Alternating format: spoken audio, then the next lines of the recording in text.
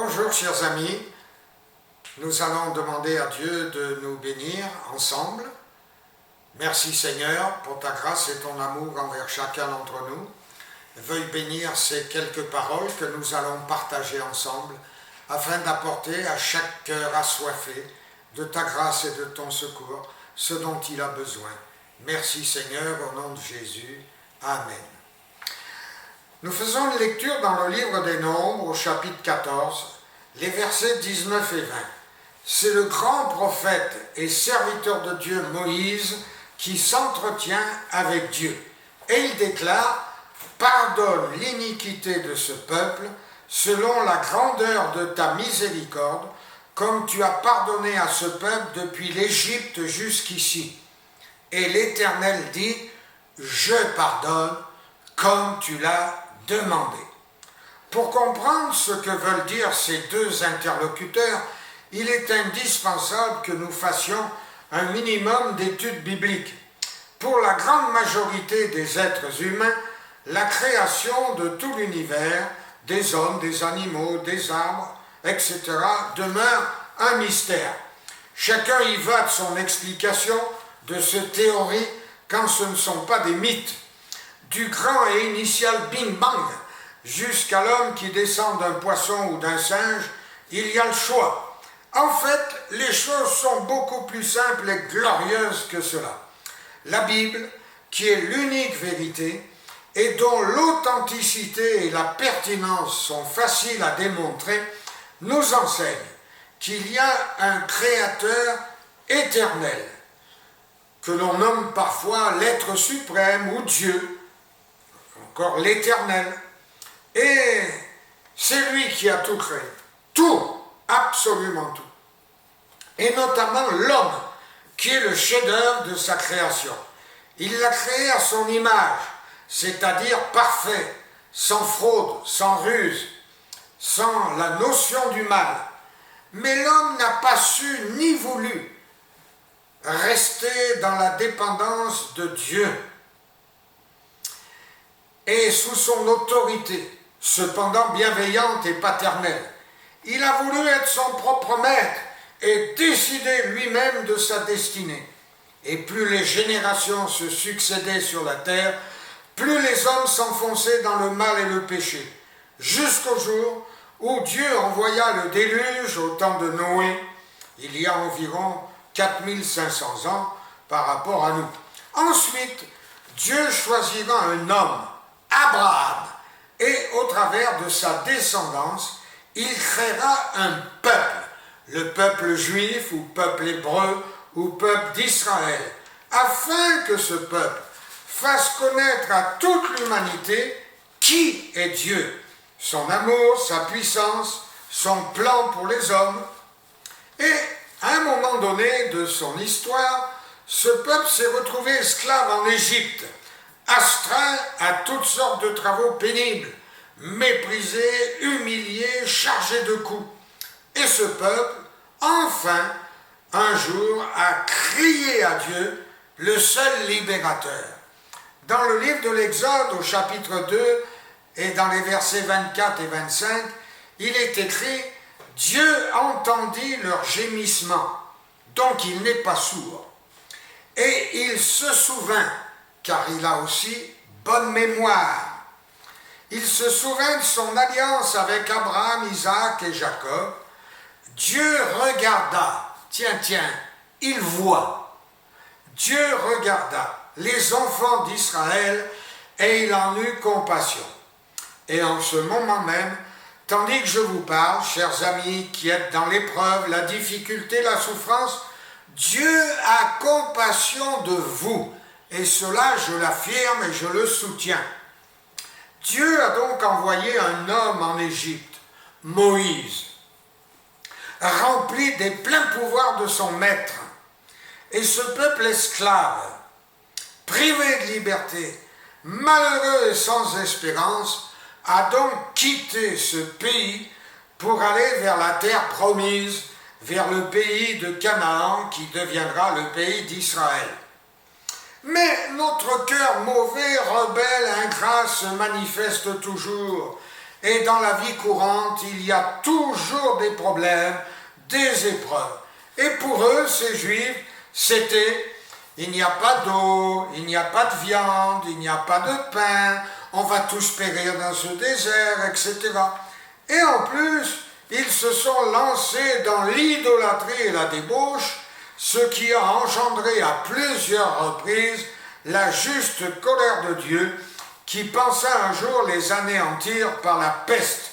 C'est dans le verset 12 de notre texte de base.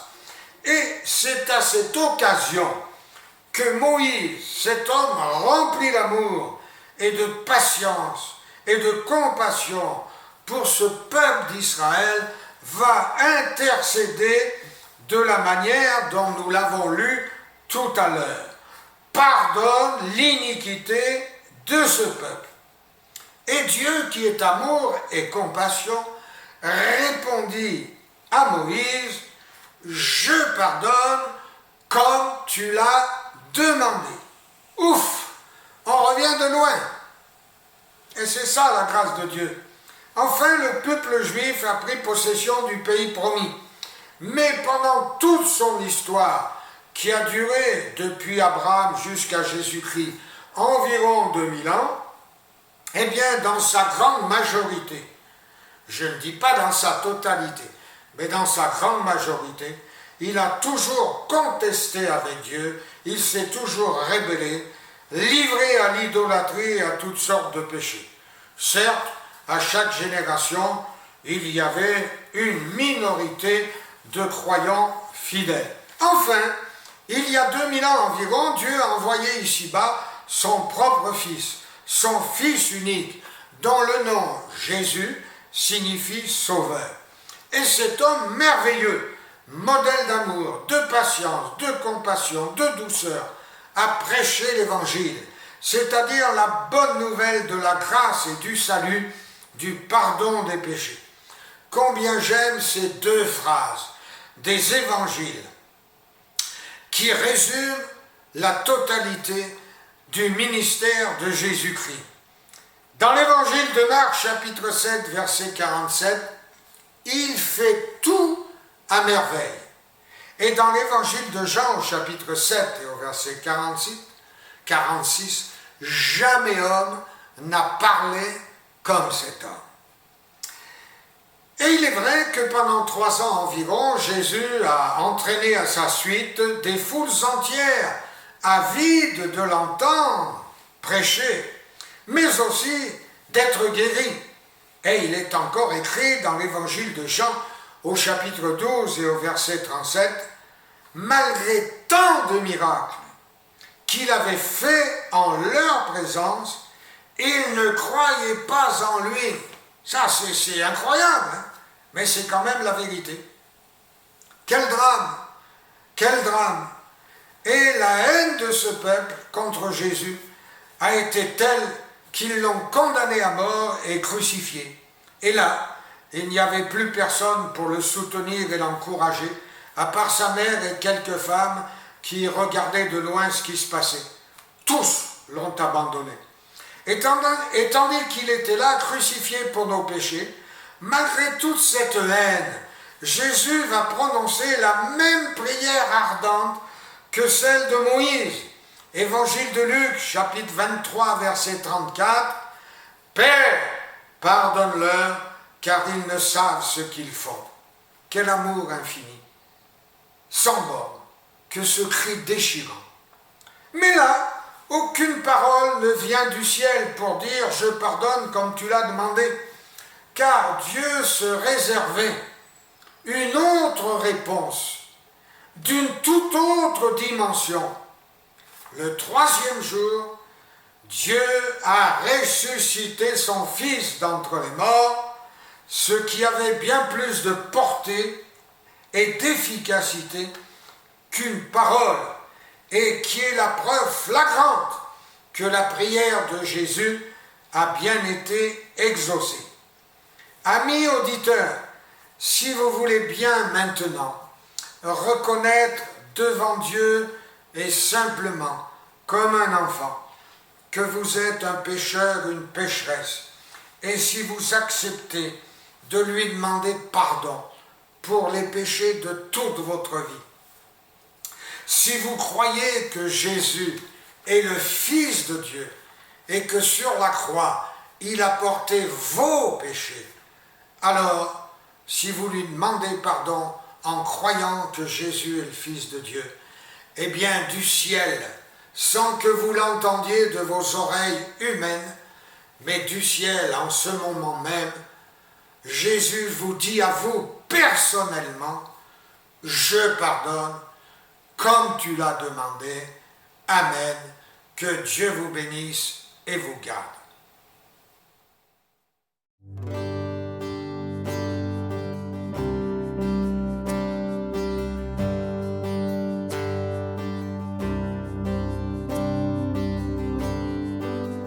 Si ton cœur est en peine épuisé, submergé par le poids du péché, Jésus t'appelle. Et tu es épuisé à bout de force, veux-tu boire à la source éternelle, Jésus t'appelle. Oh, viens au pied de la croix, les bras du Père sont grands ouverts, le pardon est acquis au prix du sang de Jésus-Christ.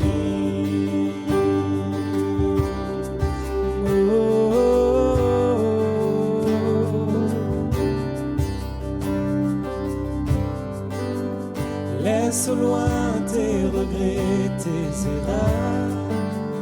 N'attends plus et délaisse tes peurs. Jésus t'appelle.